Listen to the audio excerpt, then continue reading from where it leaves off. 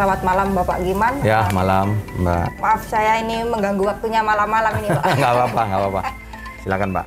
Ini saya Luli dari mahasiswa PSL S2 IPB Pak. Mbak Luli ya? Iya Pak. Kebetulan ini kan berhubungan dengan lingkungan ya Pak ya? Iya. Saat ini kan di Kota Bogor ini kan ada pelarangan tentang penggunaan kantong plastik nih Pak. Iya.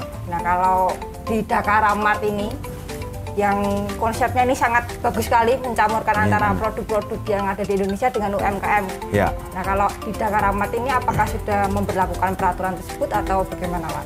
Ya, baik, terima kasih Mbak Luli ya. Saya sendiri Giman Siregar. Saya sebenarnya juga dosen di Pasca Sarjana IPB ya, salah satunya di PSL. Mungkin seperti yang tadi ada juga beberapa mahasiswa saya yang Mbak Luli kenal lagi ambil istilahnya bimbingan gitu ya, dan ada 2 yang ngambil life cycle assessment, tapi mereka lebih kepada di semen, di produksi semen gitu ya. Jadi kembali ke yang tadi, kita di Dakaramat, saya dan tim sebagai owner di Dakaramat ini dari awal kita memang sudah tidak menggunakan plastik. Jadi kita menggunakan body bag yang seperti ini gitu ya. Jadi makanya kita istilahnya reuse gitu ya, artinya bisa digunakan karena seperti yang saya sampaikan tadi, saya sebenarnya kan juga sebagai Ketua Umum Indonesian Life Cycle Assessment Network, di mana di prinsip dari Life Cycle Assessment itu kita mengkaji potensial dampak lingkungan itu dari hulu sampai ke hilir. Artinya penggunaan plastik itu kita tidak sedang berpikir di tempat kita saja, tapi dari hulu ke hilir, artinya dari cradle to grave-nya itu nanti di grave-nya sampai ke disposal, sampai ke alam itu seperti apa gitu ya, dan dampaknya gitu kan. Karena kita sudah tahu itu, makanya kita juga nggak melakukan itu karena sangat susah untuk merecycle gitu ya, atau misalnya mereuse kembali gitu ya. Jadi memang biaya gitu ya. Ya seperti itu, makanya kita menggunakan ini agar pelanggan kita yang ingin belanja lagi dia bisa gunakan lagi, atau misalnya dia di rumah dia gunakan juga untuk yang lain kan gitu ya. Jadi kan kita sebagai manusia kalau di LC itu kan sebagai pelaku, tapi di endpoint daripada impact kategori itu kita juga sebagai yang terdampak. Jadi ada istilahnya kalau di LC itu ada 3 di endpoint dampaknya itu: human health, artinya kesehatan manusia, resources, ya kan, sama ekosistem. Jadi human health, ekosistem, resources. Jadi kita sebagai pelaku, tapi kita juga yang sebagai terkena dampak. Jadi artinya kita memang harus mengurangi dampak itu agar dampaknya kita juga berkurang. Karena kalau kita seperti sekarang lah misalnya, sering kita lihat hanya di kota-kota besar ya, kota-kota besar lah, nggak usah kita sebutkan kotanya, akibat misalnya sampah plastik yang menumpuk, ya kan, akan terjadi banjir, ya kan, terus istilahnya terjadi pendangkalan, ya kan, istilahnya volume sungai yang tadinya istilahnya cukup untuk menampung air jadi berkurang, akhirnya dia kan istilahnya tergenang atau banjir gitu ya. Yang kena masyarakat juga, human health juga, kesehatan manusia juga, ya kan, ekosistem di situ, ya kan. Jadi termasuk juga resourcesnya gitu loh. Jadi sebenarnya ya kalau kita misalnya menggunakan tanpa kita reuse lagi, itu tadi kan apapun sebenarnya yang kita lakukan, kalau kita berpikir ke hulu selalu ada resources yang diambil. Jadi untuk itu sebenarnya kita harus optimal menggunakan suatu produk gitu ya, kalau bisa di reuse seperti itu kan. Jadi makanya sebenarnya kan banyak juga sekarang itu kita juga di sini sebenarnya sedang coba gitu ya, kan kita di sini membina UMKM juga. Kita coba sebenarnya juga sedang menelitian juga dengan ini menggunakan edible film itu gitu loh. Jadi dia nggak perlu packaging ya, atau kantong yang akan terbuang sia-sia gitu loh, tapi juga kalau bisa yang bisa dimakan. Contohnya kalau yang sudah ada seperti apa? Ya sebenarnya mungkin seputar obat-obatan ya mungkin ya, yang masih bisa kan, tapi untuk makanan-makanan yang ringan sebenarnya udah ada juga gitu loh ya. Jadi tapi kayak misalnya kayak keripik-keripik ini memang dia masih cenderung menggunakan itu gitu ya. Seperti itu. Tapi kan minimal yang sifatnya kantongan yang kita bisa istilahnya kita ambil yang dari reuse, kita udah lakukan gitu. Dari awal. Selain itu juga bisa mendidik masyarakat juga ya Pak ya? Iya, saya kira emang itu. Ini masyarakat juga terdidik untuk Masyarakat mengurangi terdidik. penggunaan plastik yang Betul, dapat mencemari lingkungan betul, itu betul, sendiri, ya, Pak. betul. Karena gini, ini kadang-kadang life cycle assessment itu kan dia pendekatan dampak lingkungan secara kuantitatif. Jadi kalau kita misalnya memang tidak memberikan angka kuantitatif, kadang-kadang masyarakat ini berpikir, saya kan bayar sendiri, kenapa saya dilarang gitu, ya kan? Tapi harus kita istilahnya berikan edukasi gitu ya, kasih angkanya gitu ya. Makanya sebenarnya kami nih Mbak ya di life cycle assessment di ILKAN ini, sebenarnya kami berharap nih, ini kan dari mungkin ratusan lebih produk kita di sini, produk UMKM dari seluruh Indonesia ini, kalau kita lihat parameternya itu baru seputar konten daripada si produknya ya, baru misalnya mungkin halal atau tidaknya, masa berlaku expired, belum ada yang mencantumkan dampak lingkungan, misalnya dampak GWP, asidifikasi, eutrofifikasi belum. Sebenarnya nanti nextnya bisa lanjut situ, atau misalnya nextnya bisa lanjut kalau dia misalnya menggunakan plastik, dia dampaknya sekian, kalau tidak dia menjadi sekian gitu loh. Itu memang ini cita-cita nih. Tapi sebenarnya kan kalau sekarang udah keluar Permen LHK nomor 1 tahun 2021 itu, di proper itu juga udah mulai seperti itu. Seperti inilah misalnya ya. Ini kan kadang-kadang mereka bilang go green gitu ya. Iya. Go green. Warnanya yang hijau. Iya, warnanya yang hijau, tapi bukan go green. Ya kan harusnya di sini muncul. Ini dia dengan seperti ini ya kan. Ini dia GWP CO2 ekuivalennya per kotak ini berapa gitu ya. Harus ada. Sehingga kalau dia menggunakan botol, kalau dia menggunakan plastik, kalau dia tanpa menggunakan, atau misalnya nanti si konsumen datang lagi di sini dia bawa lagi kotak ini gitu kan. Itu istilahnya kan bisa kita lakukan ya secara kuantitatif, dan mungkin kita juga bisa kasih harga kan gitu ya. Jadi diskon berapa gitu. Atau misalnya ini harga 70 gitu ya. Terus kalau dia bawa ini berikutnya nanti kasih harga 65 kan gitu ya. Itu memang butuh regulasi itu. Harapan kedepannya akan sampai seperti itu ya Pak ya? Memang saya kan di negara-negara maju mereka udah melakukan itu. Jadi nanti kita berharap nih suatu ketika, misalnya ini ada 8 lorong ini ya, mat kita ini, nanti di sini yang emisinya misalnya 10 kg CO2 ekuivalen, yang ini 15, yang sana 20 gitu loh ya. Sehingga buyer akan mencari yang rendah, atau si produsen dia akan berusaha untuk rendah gitu. Iya, biar masyarakat juga langsung tertarik. Iya, gitu. Memang itu. Mendapatkan keuntungannya juga lebih besar. Betul. Nah, kalau menurut Bapak dari pemberlakuan ini, apakah ada kekurangan-kekurangan tertentu dari pemberlakuan peraturan ini, atau memang peraturan ini tuh memang sudah bagus diberlakukan agar dapat mengurangi pencemaran lingkungan dan meningkatkan kesehatan masyarakat itu sendiri? Iya, memang yang kan mungkin dari berbagai sudut pandang ya. Kalau dari sisi misalnya dari kita sebagai anggaplah misalnya pemilik gitu ya, atau pelaku ya kan, mungkin tidak terlalu banyak masalah. Cuma mungkin bagi pembeli ini kan lumayan nih, dia beli 5.000. Iya kan? Kemarin juga habis wawancara dengan masyarakat itu yang dikeluhkan itu Pak. Iya. Harganya. Makanya sebenarnya, tapi kalau misalnya kita sebutkan dengan misalnya ibu belanja ya menggunakan kantong plastik akan memanasi bumi misalnya 10 kg ekuivalen, tapi tanpa menggunakan ini akan mengurangi misalnya 20 kg ekuivalen, kan dia akan tahu gitu ya. Dia akan berusaha, saya kan di bumi yang sama. Nah, di Bogor ini aja lah Mbak ya. Saya kebetulan kan alumni PB juga angkatan 34, 97 ke sini. Dulu zaman saya ke sini pertama kali, itu kita tidur itu harus pakai kaos kaki kita, intinya. Sekarang 2021 anggap berarti ya 20 sekian tahun lah ya, 24-an lah ya, mendekati 24. Sekarang harus pakai AC. Kaos kaki udah dicopot Pak. Kaos kaki udah dicopot, iya kan? Jadi itu faktanya kan memang kejadian gitu loh ya. Memang dampaknya luar biasa. Kita juga sebenarnya harus ada kajian itu gitu ya. Tapi kan harusnya juga adalah misalnya, anggaplah saya sendiri kan sebenarnya punya konsultan juga tentang itu gitu ya. Kita kan punya konsultan tentang life cycle assessment.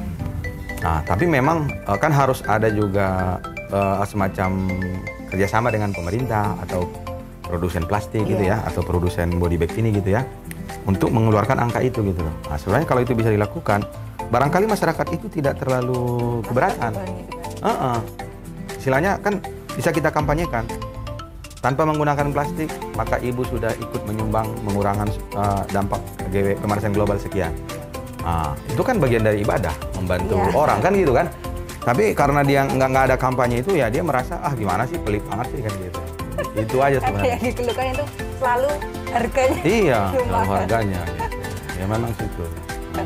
Kalau di swalayan ini Pak, selain promosi dengan menggunakan kantong kain ini, yang dilakukan apa lagi Pak untuk mendidik masyarakat agar ini loh, kalau dampak lingkungan dari penggunaan plastik ini segini. Itu yang dilakukan apa saja Pak? Ya memang kalau secara spesifik sih belum ya, tapi ya barangkali kita dengan misalnya himbauan saja gitu ya kan. Kalau misalnya ada yang mengeluh kita jelaskan ya kan, karena itu kan apa istilahnya itu tidak nanti sekedar si ibunya saja yang keberatan, tapi kan nanti kalau dibuang di mana-mana orang lain ya gitu. Paling sebatas itu kan. Iya. Karena kalau harus begini ini pusing amat ini. Tapi sebenarnya kalau ada misalnya pemerintah yang mau kerjasama, kita senang hati tuh, kita kampanyekan, kita sosialisasikan gitu ya. Iya Pak. Karena kan sebenarnya ini kerjasama antara pemerintah kota dengan swalayan, karena kan pemberlakuannya ini juga baru diberlakukan di minimarket, retail, betul. Swalayan itu sendiri. Dan apa ya? Dan sebenarnya gitu juga dari sisi produsennya pun sebenarnya memang mereka juga harus dikasih edukasi juga gitu ya, dari hulu ke hilirnya.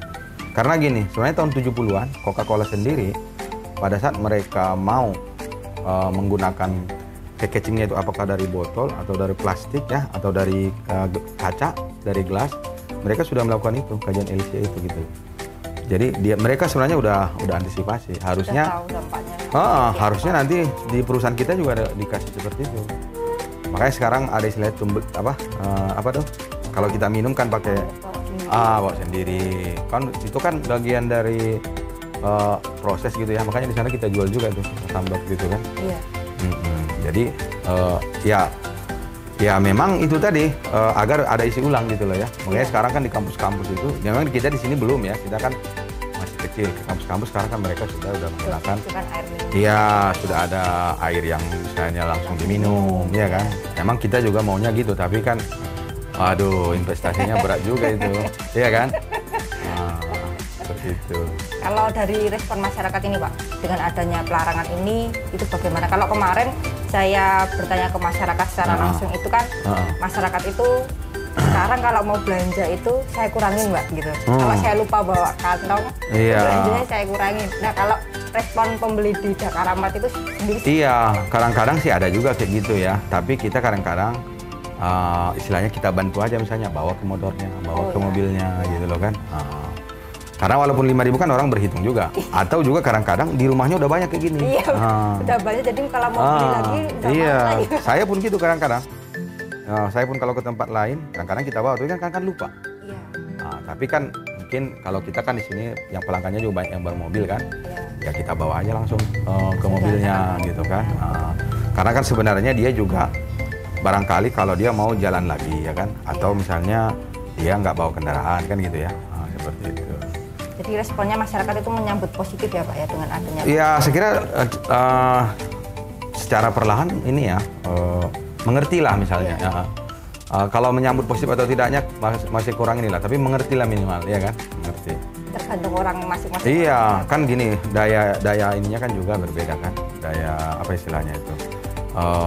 Ya mungkin karena memang kalau bicara lingkungan itu kan selalu orang berbicara sisi ekonomi, sisi sosial impact ya, sama empowerment kan gitu ya. Ada orang mungkin dia masih memikirkan ekonominya, kan ini 5.000 nih kan gitu ya. Gitu. Padahal dampaknya itu jangka panjang. Iya, jangka panjang. Itu yang mungkin belum teredukasi ya, belum tersampaikan. Kalau di swalayan lain itu kan disediakan juga kardus bekas ya Pak ya, untuk membawa barang belanjaan kalau misalnya mereka tidak membawa kantong belanjaan. Nah kalau di Dakaramat kita juga ada tuh, kalau memang ada yang meminta, itu kita banyak tukar kardusnya. Disediakan. Iya. Tapi apakah responnya masyarakat juga banyak yang meminta? Ya memang sesuai keperluannya. Kalau memang dia istilahnya keperluan, misalnya seperti dia beli beras atau apa. Ya, kalau di kantong itu apakah ada biaya sendiri atau diberikan gratis Pak? Enggak. Kalau ini gratis saja. Berarti yang membeli itu hanya kantongnya. Iya, kantongnya aja. Begitu. Kalau kardus mah gratis aja. Karena yang dipakai itu. Iya, itu kan juga bekas-bekas juga, ya kan. Begitu Bapak. Kalau di Dakaramat sendiri nih Pak, apa namanya, yang paling banyak dibeli masyarakat itu seperti apa Pak? Ya sebenarnya kan di sini kita mayoritas kan UMKM ya, produk apa UMKM. Karena kita misalnya kafe, kopi mungkin yang paling banyak laku ya. Oh iya. Kalau di kafe sendiri kan Dakaramat ini kan bersebelahan atau sebelahan. Memang saya kan gini Mbak ya, saya sendiri itu makanya kita nanti kampanyekan nih. Dakaramat Pusat Oleh-oleh UMKM Indonesia. Beli produk UMKM topang ekonomi Indonesia. Jadi kita berpikir ya UMKM itu memang harus kita beli produknya, terus bagaimana cara membelinya? Ya salah satunya outlet dia didekatkan ke kafe gitu loh ya kan. Nah, kalau dia di pinggir-pinggiran kan siapa yang mau beli gitu kan? Karena kan gini, rata-rata kan orang yang ke kafe pasti yang punya daya ekonomi lebih, iya kan? Istilahnya kalau kita dekatkan ke sini kan, yang pembelinya juga dia nggak terlalu memikirkan harga, ya kan? Tapi kan kalau yang di pinggir-pinggiran mungkin ya istilahnya daya ininya juga kurang kan gitu ya. Walaupun dari sisi kitanya sendiri merasa sebenarnya memang ini juga belum terlalu maksimal. Mungkin juga karena lagi COVID ya. Jadi memang artinya gini lah, ada juga kadang-kadang sampai kita nggak enak juga, sampai expire belum laku gitu. Ada juga beberapa. Tapi ada juga yang beberapa suka orang. Seperti yang kerupuk-kerupuk yang seperti ini orang suka. Kadang-kadang dia mau perjalanan lagi dia beli kan gitu ya. Kalau di kafenya sendiri Pak, apakah juga menerapkan peraturan untuk pelarangan kantong itu? Iya, sama. Jadi sama ya Pak? Sama. Dakaramat dan Dakara Cafe ini telah menerapkan peraturan itu untuk meningkatkan kualitas lingkungan hidup dan kualitas masyarakat Kota Bogor itu sendiri ya Pak? Betul. Begitu Bapak. Kita kan juga ini udah CHS ini, udah dapat dari sertifikat dari Kemenpran. Iya. Jadi clean, health, sustainability and environment kita sudah dapat. Iya. Makanya di logo kita kan udah ada di depan itu, logo CHSE-nya. Harusnya tadi dibawa ke sini apa logonya itu? Iya. Ada logonya itu ya. Nanti kita berfoto situ aja. Iya Pak. Terima kasih nih waktunya Bapak sudah memberikan penjelasan tentang penerapan pelarangan kantong plastik di Dakaramat ini yang menjadi salah satu contoh untuk penerapan pelarangan kantong plastik ini di swalayan-swalayan lain. Karena kan di Kota Bogor sendiri itu belum semua swalayan atau minimarket retail itu menerapkan pelarangan ini Pak. Jadi ini menjadi salah satu contoh tempat yang mematuhi peraturan dari Wali Kota Bogor tentang pelarangan penggunaan plastik, dan ini harus mendapatkan dukungan juga dari masyarakat untuk meningkatkan kualitas lingkungan di Kota Bogor dan dapat meningkatkan kualitas kesehatan masyarakat itu sendiri.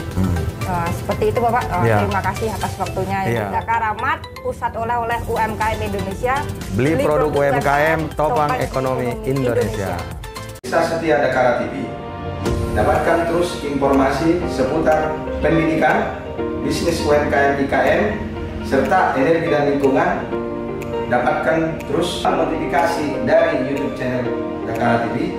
Jangan lupa subscribe, like, comment, and share YouTube channel ini.